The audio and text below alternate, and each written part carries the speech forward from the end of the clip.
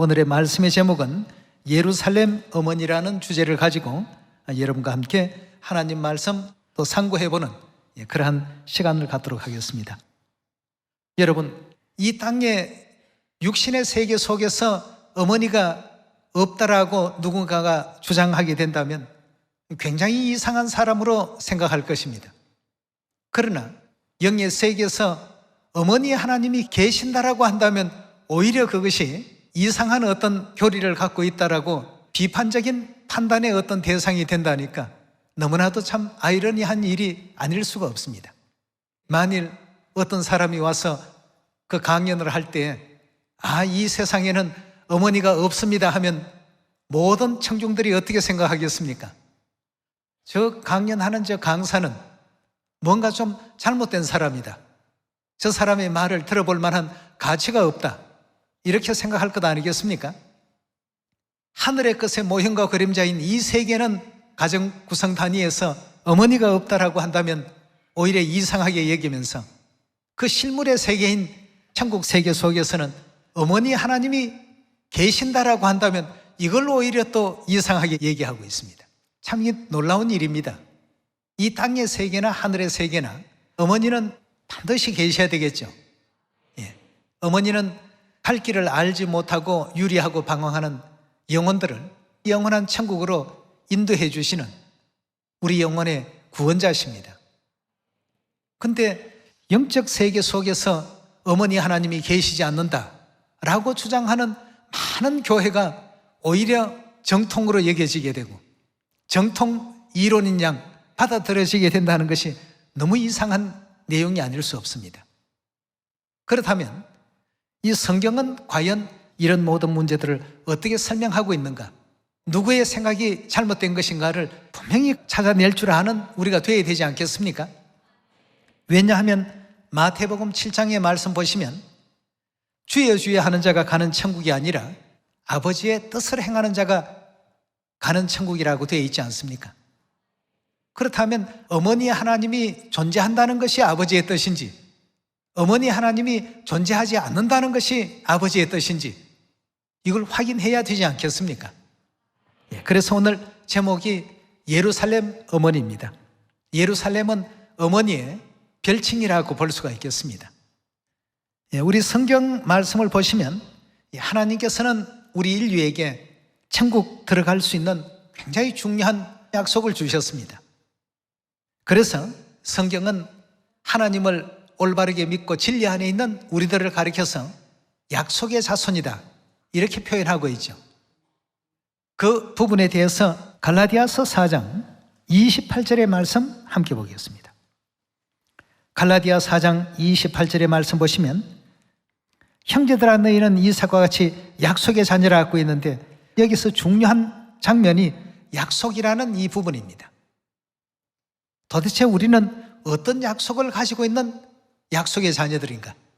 하나님께서 우리에게 무엇을 또 약속해 주셨는지 요한일서 우리 2장 열어보도록 합시다. 2장 25절의 말씀 보시면 그가 하는 것은 하나님이시죠. 하나님이 우리에게 약속하신 약속이 이것이니 곧 뭐라고요? 영원한 생명이라고 했습니다. 성경은 우리를 약속의 자녀라고 이렇게 부르고 있는데 요한일서 2장에서는 하나님께서 약속하신 약속이 다름 아닌 영원한 생명, 즉 영생이라고 했습니다. 우리는 하나님께로부터 영생을 허락받고 있는 자손들입니다. 자, 그렇다면 영원한 생명이라는 이 부분을 한번 또 집중적으로 생각해 볼 필요가 있겠습니다. 이 땅의 어떤 육의 생명을 통해서 영의 생명을 우리가 한번 이해를 해보고 영생에 대한 것을 생각해 봐야 되겠습니다. 요한계시록 4장 11절 열어보도록 합시다. 4장 11절의 말씀 보시면 우리 주 하나님이여 영광과 존귀와 능력을 받으시는 것이 합당하오니 주께서 만물을 어떻게 했다고요? 주께서 만물을 창조하셨느니라. 만물이 누구의 뜻대로 있었다고요? 주의 뜻대로, 즉 하나님의 뜻대로 전부 존재하게 되었고 또 지으심을 받았나이다 하더라고 했습니다. 굉장히 참 중요한 대목입니다. 하나님께서 이 지상에 여러 만물들을 창조했습니다. 꽃도 지으시고 나무도 지으시고 각종 덜짐승도 지으시고 하늘을 나는 새도 지으시고 바다의 물고기도 지으시고 산과 들과 언덕도 지으시고 각양각색 지구촌에 생명이 존재할 수 있는 이런 모든 조건들을 하나님께서 다 창조해 놓으셨습니다. 그런데 창조하실 때 하나님께서 의도하신 의도가 거기에 분명히 들어가 있고 하나님의 뜻이 다 담겨 있더라고 했습니다. 간단히 얘기하면 뜻없이 지어진 것이 아무것도 없다는 얘기죠. 그럼 오늘 이 자리에 계신 여러분들은 어떨까요? 뜻없이 창조된 분들이 있을까요?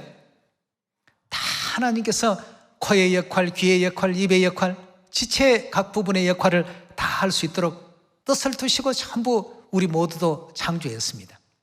길가에 버려져 있는 돌멩이 하나, 버려져 있는 나무 토막 하나, 그 시간 그 자리에 반드시 있어야 될 이유가 있기 때문에 그 자리에 두시게 된 것입니다. 하나님께서 창조하신 창조물들은 쓸모없는 존재가 없습니다. 하나님께서 이루어 가시는 이 모든 창조의 사역에서 절대 빠져서는 안 될 아주 중요한 역할들을 하는 부분이라는 것을 꼭 명심하셔야 되겠습니다. 그럼 하나님께서 누구에 의해서 이 생명이 유전이 되고 전달이 되도록끔 그렇게 만들어 놓으셨는가? 이 대목을 우리가 꼭 생각을 해야지만 하나님의 진정한 어떤 뜻을 발견할 수가 있습니다. 교회나 이런 여러 종교단체에 가서 보게 되면 영생이라는 단어는 많이 얘기합니다만 이 영생이 누구로부터 어떻게 오는지에 대해서는 가르치지를 않습니다. 막연하게 교회에 가서 기도하고 찬송하면 영생이 그냥 얻어지는 것이냐 그렇게 얘기하고 있습니다. 그러나 우리 하나님께서는 이 생명이 영생이 반드시 어머니의 존재를 통해서 주어지게 된다는 것을 깨우쳐주고 있습니다. 이 땅에 어머니 없이 생명이 주어진 존재가 있습니까? 없습니다. 자, 여러분 하루살이 한번 생각해 봅시다. 하루 정도 살다가 죽는 어떤 생명체라고 해서 하루살이라고 이름을 붙여놨다고 합니다. 물론 이틀 사흘을 사는 하루살이도 있겠습니다만 보편적으로 생명이 굉장히 참 짧습니다. 하루살이가 왜 하루밖에 못 살까요? 하루살이는 태어날 때부터 하루살이의 엄마의 생명을 유전받아서 그런 정도밖에 못 삽니다. 1년도 못 살고 한 달도 못 삽니다. 참으로 신기한 이치 아니겠습니까? 이게 전부 누구의 뜻이라고 했습니까? 하나님께서 그런 뜻을 가지고 창조해 놓으셨습니다. 생명을 유전시키고 나눠주는 어떤 역할은 이 육의 세계를 바라보면 전부 어머니가 하시더라는 겁니다. 제가 어머님 모시고 외부에 일을 보러 잠깐 나갔다가 왔는데요, 차가 주차되어 있는 곳에 굉장히 큰 나무가 있더라고요. 이 보니까 보호수종이라고 명찰이 붙어 있고 수령이 560년 이렇게 적혀 있습니다. 이 나무는 어떻게 사람 수명의 5배, 6배를 더 살지 말이죠. 그 수령을 딱 보는 순간에 그 생각이 들었습니다. 그만큼 오래 살 수 있도록끔 그 나무의 엄마를 통해서 그 수령을 다 이렇게 물려받는 것 아니겠습니까? 이 땅에 하나님께서는 동물의 세계든 식물의 세계든 생명은 어머니를 통해서 유전받도록 해놓으셨습니다. 그런 하나님의 뜻이 어디 있느냐 이겁니다. 좀 엉뚱한 생각을 한번 해본 적이 있습니다. 어머니를 통하지 아니하고 그냥 아버지가 자식을 탄생시킬 수는 없었을까 말이죠. 전지전능하신 하나님께서 왜 그리 안 하셨을까요? 못하셔서 어머니를 통해서 생명체가 탄생하도록 그렇게 만드셨겠습니까? 다 하실 수 있는데 왜 유독 생명체는 어머니로 말미암아서 생명이 나아지도록 그렇게 하셨을까 말이죠. 주께서 설계하시고 주께서 계획하시고 주께서 집행하시고 주께서 진행하시고 모든 만물들이 주의 뜻대로 있었고 주의 뜻대로 지어졌더라 하고 성경은 그렇게 우리에게 가르치고 있습니다. 그렇다면 아버지를 통해서 생명체가 탄생되는 것이 아니라 어머니를 통해서 최종적으로 모든 생명이 유전되도록 하신 데에는 아버지의 어떤 뜻이 계실까 말이죠. 히브리서 8장의 말씀을 보면 이 세상에 있는 제도들은 하늘의 것의 전부 모형이요 그림자들입니다.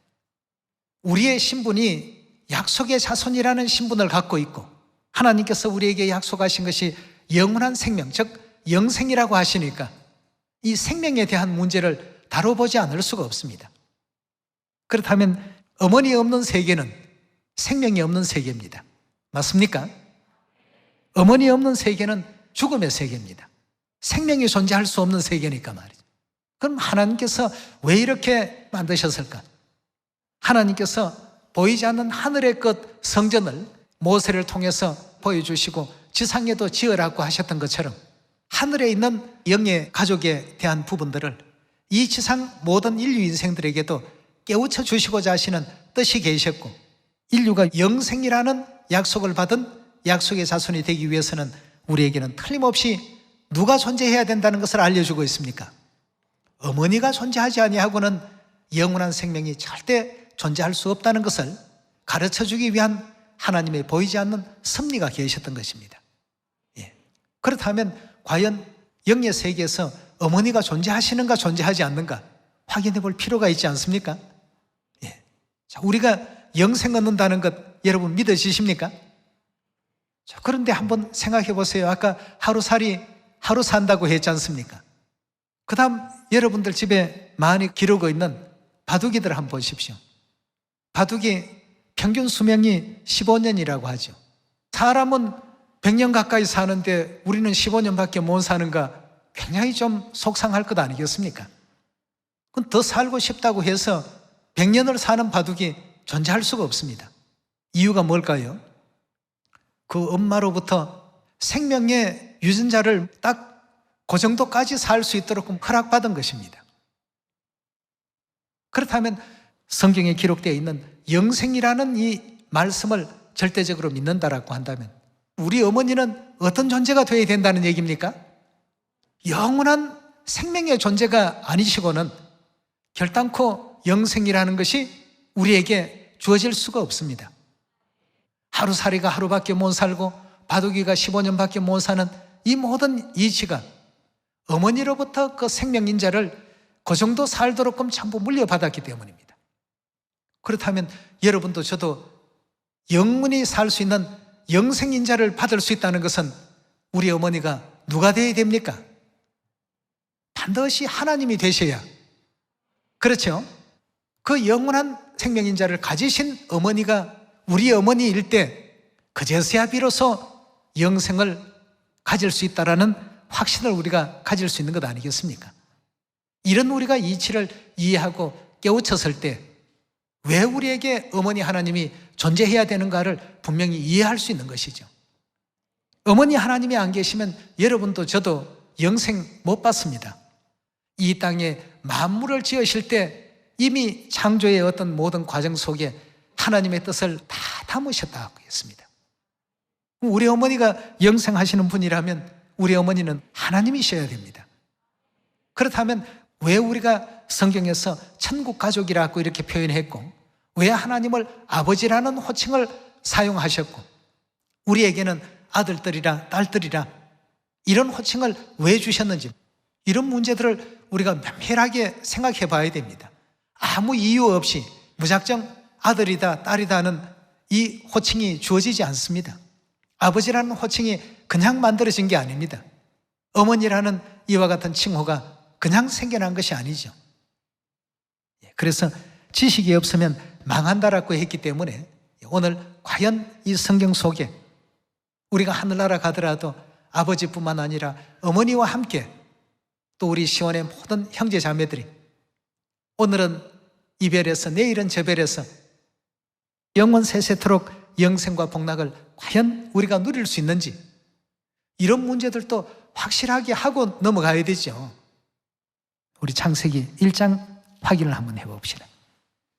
24절입니다. 하나님이 가라사대 땅은 생물을 그 종류대로 내되 육축과 기는 것과 땅의 짐승을 종류대로 내라 하시고, 그렇게 말씀하시니 그 다음에 어떻게 되었습니까? 그대로 다 되더라 하고 했습니다. 25절입니다. 하나님이 땅의 심성을 그 종류대로, 육축을 그 종류대로, 땅에 기는 모든 것을 그 종류대로 만드시니 하나님의 보시기에 좋았더라. 하나님이 가라사대 우리의 형상을 따라 우리의 모양대로 우리가 사람을 만들고라고 표현하고 있습니다. 여러분, 이 속에서 뭐가 느껴집니까? 인간을 창조하신 하나님은 한 분으로 성경은 표현하지 않고 우리가 만들고라고 표현하고 있습니다.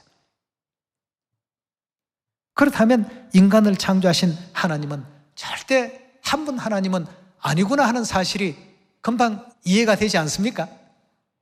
하나님께서 우리라는 단어의 개념도 없으시고 나라는 단수적인 개념도 모르시는 하나님이 이런 성경을 기록하게 하셨을까요? 하나님은 흠이 없으시고 무어하시고 정확하십니다. 그렇다면 26절에 우리의 형상을 따라 우리의 모양대로 우리가 사람을 만들고, 즉 사람을 창조하고 그로 바다의 고기와 공중의 새와 육축과 온 땅과 땅에 기는 모든 것을 다스리게 하자 하시고 27절입니다. 하나님이 자기 형상 곧 하나님의 형상대로 사람을 창조하시되, 어떻게 창조했다고요? 우리라는 하나님이 창조한 그 창조의 작품은 남자와 여자가 창조되었더라고 했습니다. 다시 말해서 남성적 형상과 여성의 형상을 지니신 우리 하나님이셨습니다. 남성의 형상은 인류가 오랜 세월 동안 아버지 하나님이라고 불러왔습니다. 그렇다면 여성의 형상을 지니신 그 하나님은 과연 인류는 뭐라고 불러야 됩니까? 우리의 생명의 존재가 있게끔 하신 남성적 형상의 하나님을 아버지 하나님이라고 부르고 있다면, 인류 인생을 창조하신 여성적 형상을 지니신 하나님은 당연히 마땅히 우리는 누구라고 불러야 되느냐 이겁니다. 어머니 하나님이십니다. 그래서 창세기의 역사 속에서 이미 하나님은 아버지 하나님 계시고 어머니 하나님 계신다는 사실을 알려주시고, 그래 했기 때문에 고린도후서 6장 기록 가운데서도 전능하신 하나님께서 말씀하시기를 너희는 아들들이다 딸들이다 확실하게 규정해 놓으셨습니다. 그리고 예수님께서도 너희는 기도할 때 이렇게 기도하라. 하늘에 계신 누구라고요? 우리 아버지요. 아버지가 계시고 창세기에 보니까 어머니도 계시고, 그리고 아들들도 있고 딸들도 있고 형제 자매들이 다 있습니다. 그러나 일반 세상 교회에서 다른 호칭들은 다 부르면서 어머니만 지금 빼놓고 있습니다. 어머니가 존재하는데도 불구하고 알려져야 될 어떤 예언적 시대가 있어서 성경은 결론적으로 오랜 세월 동안 잠잠히 묻혀오도록 예언이 되어 있습니다. 그럼 언제 어머니의 존재가 나타나서 마지막 우리 하늘 백성들을 진리 가운데로 인도하시고 천국길로 인도하시는 역할을 하시는가? 아담으로 비유되어 있는 마지막 재림 그리스도와 또 아담의 아내인 그 하와로 비유되어 있는 성령의 신부 되신 하늘 어머니께서 육체의 옷을 입고 이 땅에 등장해서 죄 중에 유리방황하고 있는 인류 인생들을 구원의 길로 인도한다는 것이 성경의 예언이 그렇게 되어 있습니다. 에덴 동산에서 하나님께서 창조하신 최초의 남성의 형상과 여성의 형상 누구십니까? 아담 하와죠. 그럼 하나님께서 모든 걸 만드실 때 뜻을 두고 다 이렇게 지으셨다고 되어 있는데 아담을 창조하실 때 뜻없이 지었겠습니까? 분명히 거기에 이유가 있습니다. 하와를 지으실 때도요, 분명히 그 속에 뜻을 두고 지으셨습니다. 로마서 5장 14절의 말씀 보겠습니다. 5장 14절의 말씀 보시면, 그러나 아담으로부터 모세까지 아담의 범죄와 같은 죄를 짓지 아니한 자들 위에도 사망이 왕노릇하였나니, 아담은 오실 자에 뭐라고 했습니까? 그럼 오실 자 하게 되면 계시록 22장에 보면 아멘 주 예수여 오시옵소서 하고 기록되어 있습니다. 오실 자는 예수님을 표상하고 있습니다. 아담은 예수님을 표상하는 인물로서 창조하신 것이라면 아담의 아내였던 하와는 어떤 뜻으로 과연 지어지고 창조되어졌을까? 자, 거기에 대한 부분도 창세기 3장을 한번 열어서 확인해 보도록 합시다. 20절의 말씀 보시면 아담이 그 아내를 뭐라고 이름했다고요? 아담이 그 아내의 이름을 하와라고 이렇게 지어주었습니다. 하와라는 뜻은 나나주를 보면 생명이라는 의미를 지니고 있다고 했습니다. 이름 하나에도 전부 뜻이 있습니다. 그럼 수많은 이름을 놔두고 왜 생명이라는 이름을 여자에게 이렇게 붙였을까요? 아담에게 생명이라는 이름을 붙일 수도 있지 않습니까? 근데 하와에게 생명이라는 이름을 붙여주었습니다. 그리고는 그 하와의 역할과 사명이 그 뒤에 계속 나오죠. 하와라 이름하였으니 그는 모든 산자의 어머니가 됨이더라 하고 했습니다. 그럼 아담은 그리스도를 표상하기 위한 인물로서 하나님께서 뜻을 두고 지으셨고, 하와는 모든 산자의 어머니의 그 존재를 알려주기 위해서 창조되었던 것입니다. 그래서 하나님께서는 뜻없이 지은 것이 하나도 없더라. 그럼 우리 창조의 역사를 보면 하와는 며칠째 창조되었지요? 6일째 끝날에 창조됩니다.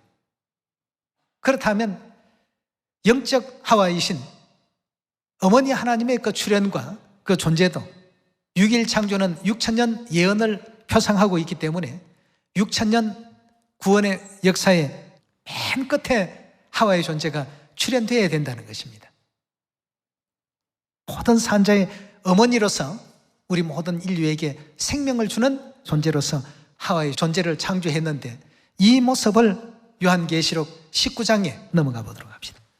성경은 이렇게 우리에게는 어머니 하나님이 계신다는 사실을 너무도 명확하게 알려주고 계신데, 오늘날 이 시대 사람들은 성경을 봐도 보지 못하고 들어도 깨닫지를 못하는 이런 안타까운 형국 가운데 있습니다. 계시록 19장 7절의 말씀 보시면 우리가 즐거워하고 크게 기뻐하여 그에게 영광을 돌리세. 어린 양은 예수님을 뜻하지요. 어린 양의 혼인기약이 이르렀다고 했습니다. 예수님 초림 당시에 영적이든 육적이든 혼인하셨습니까? 근데 여기에는 보니까 어린 양 대신 그리스도의 뭐가 이르렀다고 했냐면 혼인기약이, 예언의 그 시기가 이제 비로소 이르게 되었다고 했습니다. 혼인기약이 이르렀고 그 아내가 어떻게 됐다고요? 그럼 그전에는 아내가 준비됐다는 얘기입니까? 준비되지 못했다는 얘기입니까? 그전에는 준비된 상태가 아니었습니다. 이제서야 비로소 그 아내가 예비되었으니 8절의 말씀 보시면 그에게 허락하사 빛나고 깨끗한 세마포를 입게 하셨은즉 이 세마포는 성도들의 옳은 행실이로다 하더라. 천사가 내게 말하기를 기록하라. 어린 양의 혼인잔치에 청함을 입은 자들이 복이 있도다 하고 했습니다. 그럼 어린 양에게는 틀림없이 아내가 있어야 되지 않겠습니까? 근데 로마서 5장에 아담은 오실 그리스도의 표상이라고 되어 있으니까 아담에게 아내가 있었던 것처럼 어린 양에게도 영적 누가 있어야 됩니까? 영적 아내가 분명 있어야 되는 것입니다. 그래야만 모든 성경 예언이 하나도 틀림없이 정확하게 일치가 되고 있다는 사실을 우리가 확인해 볼 수 있지 않습니까? 그렇다면 어린 양의 아내에 대해서 21장으로 한번 넘어가 보겠습니다. 21장 9절의 말씀 보시면 7 대접을 가지고 마지막 7 재앙을 담은 7 천사 중에 하나가 나와 내게 말하여 가로되 이리 오라. 내가 신부 곧 어린 양의 아내라 하고 했습니다. 자, 어린 양과 어린 양의 아내, 어린 양과 신부 여러 단어로 사용합니다만 동일 인물입니다. 다 같은 어떤 부분이죠. 내가 신부 곧 어린 양의 아내를 내게 보이리라 하고 천사가 요한에게 어린 양의 아내를 보여주겠다고 했습니다. 굉장히 참 설레는 장면입니다. 10절의 말씀 보시면 성령으로 나를 데리고 크고 높은 산으로 올라가 하나님께로부터 하늘에서 내려오는 뭘 보여주었다고 했습니까? 천사가 사도 요한에게 계시 가운데서 이리로 오라 하고 어린 양의 아내를 보인 게 아니고 뭘 보였다고 했습니까? 거룩한 성 예루살렘을 보였더라고 했습니다. 거룩한 성 예루살렘을 보였다고 했는데 하나님께서 여러 많은 비유와 이런 비밀의 어떤 내용을 통해서 하나님 자녀들에게 깨우쳐 주시고자 성경에 전부 짝을 맞추어 놓으셨습니다. 자, 그렇다면 여기 계시록 21장에 등장한 어린 양의 아내이신 이 예루살렘은 우리와의 관계에서 어떤 관계에 있는 분인가를 한번 확인해 볼 필요가 있겠습니다. 갈라디아서 4장 26절입니다. 오직 위에 있다는 것은 하늘에 있는 예루살렘은 거룩한 성 예루살렘이 내려오더라 하는 계시록 21장을 기억을 하면서 같이 보셔야 됩니다. 오직 위에 있는 예루살렘은 자유자니 곧 누구라고요? 어린 양의 아내를 보여주겠다 하고는 예루살렘을 보여주었는데 그 예루살렘이 결국 알고 보니까 우리 어머니더라고 했습니다. 네. 어린 양의 아내는 결국 우리의 어머니 하나님이셨습니다. 예. 계속 보겠습니다. 27절입니다. 기록된 바 잉태치 못한 자여 즐거워하라. 그렇지 못한 자여 소리질러 외치라. 이는 홀로 사는 자의 자녀가 남편 있는 자의 자녀보다 많음이라 하였으니 형제들아 너희는 이삭과 같이 뭐라고요? 약속의 자녀라. 약속의 자녀라는 말을 다른 말로 하면 약속은 영생이니까 이삭과 같이 영생의 약속을 받은 자녀라. 그러나 그때 육체를 따르는 자가 성령을 따르는 자를 핍박한 것 같이 이제도 그러하도다. 그러나 성경이 무엇을 말하느뇨? 계집종과 그 아들을 내어 쫓으라. 계집종의 아들이 자유하는 여자의 아들로 더불어 유업을 얻지 못하리라 하였느니라. 그런즉 형제들아 우리는 계집종의 자녀가 아니요 자유하는 여자의 뭐라고요? 자녀라 하고요. 자유하는 여자는 26절에 우리 어머니라고 되어 있습니다. 이 어머니의 자녀가 되는 사람들이 전부 약속의 자녀가 되는 것입니다. 영생에 나아갈 수 있는 자녀가 되는 것입니다. 하루살이가 하루밖에 못 사는 것은 하루살이가 게을러서도 아니고 하루살이가 건강식품을 먹는 것을 소홀히 해서 하루밖에 못 사는 것도 아닙니다. 그럼 우리를 약속의 자손이라고 하고 영원한 생명에 나아갈 수 있다라고 하는 것은 우리 어머니는 도대체 얼마의 생명을 가진 분이기에 우리가 영생의 자녀가 될 수 있는가 말이죠. 바둑이 15년, 하루살이 하루, 사람 평균 수명 한 100년이라고 생각을 해보겠습니다. 100세 시대라고 하니까. 이런 모든 어떤 수명이 어디에서부터 다 오느냐 이겁니다. 우리 임의대로 우리 수명을 늘릴 수가 없습니다. 어머니로부터 우리에게 살 수 있도록 주어지는 생명체의 그 유전이 그렇게 되기 때문입니다. 그런데 우리는 하나님께서 약속하시기를 영원한 생명을 주겠다고 하시는 걸 보니까 틀림없이 우리 어머니의 존재는 하나님이시구나 말이죠. 그래서 창세기 1장에서도 확인해 주셨고 위에 있는 예루살렘은 자유자니 우리 어머니라는 예루살렘의 모습을 요한계시록 사도 요한을 통해서도 다름 아닌 우리 어머니였다는 사실을 확인시키고 있지 않습니까? 여러분, 우리는 천국 가족들입니다. 항상 우리 하늘 어머니께서 우리 천국 가족들을 사랑하시는 그 마음을 우리 사람의 눈으로 볼 수 있거나 만져질 수 있는 것이 아닙니다. 느껴야 됩니다. 그 헬렌 켈러라는 사람이 그런 얘기를 했다고 하죠. 세상에 가장 소중한 것은 사람이 만질 수 있구나, 볼 수 있는 것이 아니라 느낄 수 있는 것이 가장 소중한 것이라고 그렇게 얘기했다고 합니다. 해외에 계시는 성도들은 한 번씩 전화할 때 제가 가장 많이 들었던 어머니의 전화 내용은 I love you so much, 사랑한다는 말씀과 I miss you so much, 여러분들이 그립습니다 하는 이런 이제 표현을 가장 많이 하시는 어떤 부분이었습니다. 어머님께서 다른 많은 말씀도 있는데 저 말씀은 꼭 빠뜨리지 않고 늘 이렇게 하시구나. 우리나라의 그 시인 중에도 한 분이 그런 얘기를 하더라고요. 사랑합니다 하는 말과 또 보고 싶습니다 하는 이 말은 가장 평범한 말이지만 이 이상의 어떤 더 빛나는 표현의 말이 없답니다. 본인도 많이 찾아봤대요. 이보다 더 애절한 표현이 있는가? 없더랍니다. 사랑합니다 하는 말보다 더 애절한 표현이 없고 보고 싶습니다 하는 이 말보다도 더 간절한 표현이 없더랍니다. 그런데 어머니께서 이 부분은 절대 빼놓지 않고 이렇게 말씀을 하시기 때문에 가장 평범해 보이는 것 같은 내용이 그리웠고 보고픈 자녀들을 향해서 할 수 있는 최상의 가장 아름다운 시어가 아니었던가 하는 그런 생각이 듭니다. 그래서 우리 시온의 자녀들은 오늘도 전국 전 세계 각처에서 어머니의 이런 응원과 또 격려를 받으면서 사마리아 땅끝까지 우리 하늘 자녀들 찾는 일에 또 이 복음을 전파하는 일에 모두가 또 힘을 쏟고 있습니다.